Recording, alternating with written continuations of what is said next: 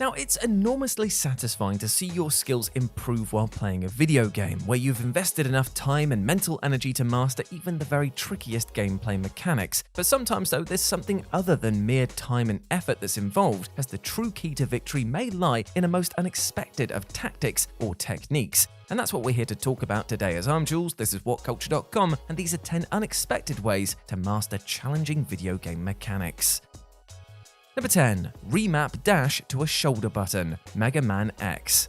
Now, the MEGAMAN X games have been widely criticised by players for their tricky, fiddly dash mechanic, largely because the default control scheme requires players to press a face button to dash. This awkward placement makes it difficult for players to dash, shoot, and jump at the same time, basically requiring them to contort their hands into an uncomfortable claw shape to play effectively. But this can be solved incredibly easily, so easily in fact that it may not have even crossed your mind. With most modern games allowing players to remap control schemes to their liking, you're free to just remap the dash to one of the shoulder buttons. Regardless of what type of controller you're using on whatever platform, this makes dashing so much more intuitive, and above all else should ensure that you're not left with a horrible hand cramp after a lengthy play session. Number 9. Exploiting invincibility frames while rolling, Dark Souls.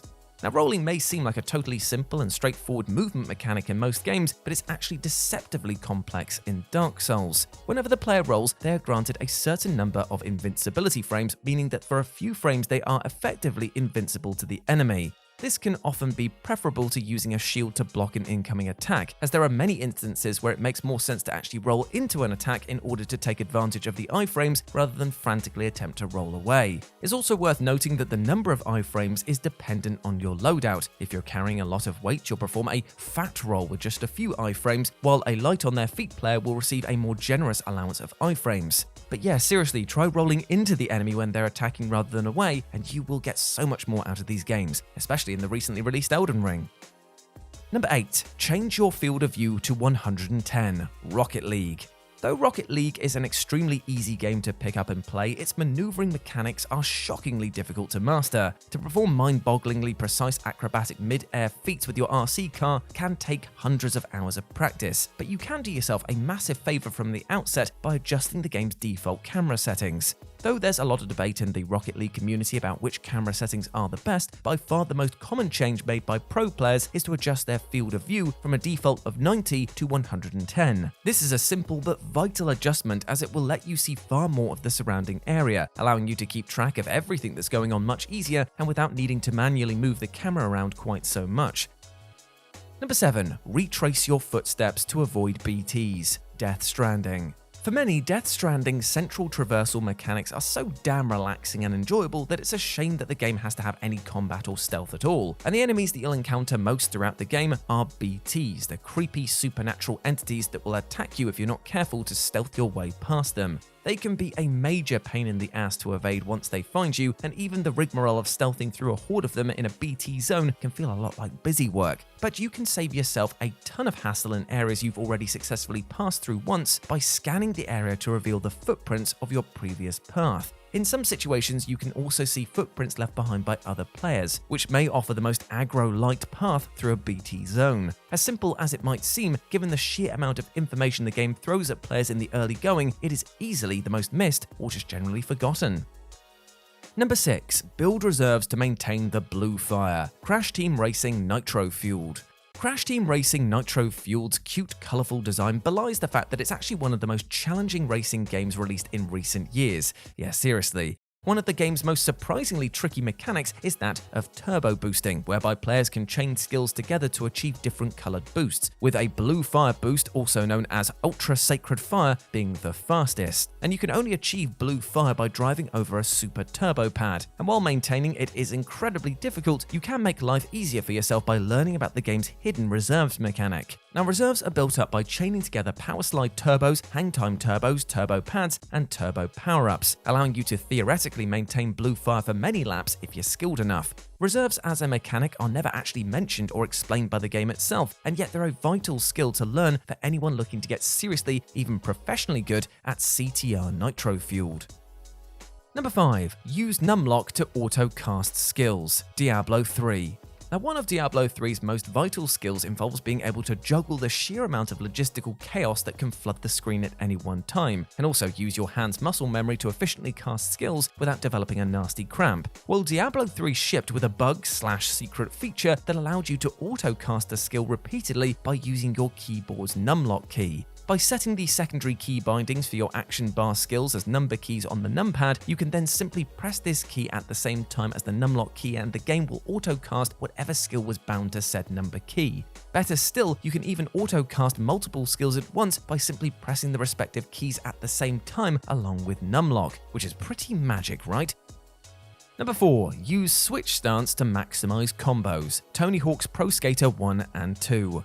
It's absolutely vital that you learn to rack up skill combos while playing the Tony Hawk's Pro Skater games, but it's possible for players to gloss over the fact that they can do themselves a simple favor to quickly score more points, and that is by using the switch stance. Even the most casual Tony Hawk's player will have realized that tricks depreciate in value the more that they're repeated within a short window of time. But by swapping to switch stance, that is the opposite stance, the game treats even repeat tricks as entirely different. Switch stance comes with the caveat though that your stats are given a bit of a nerf, because it is your non-dominant stance and all. But because point acquisition is the name of the game, it is a great way to combat the diminishing returns of sticking to a single stance. Number 3. Letting go of the W key while rocket jumping. Team Fortress 2.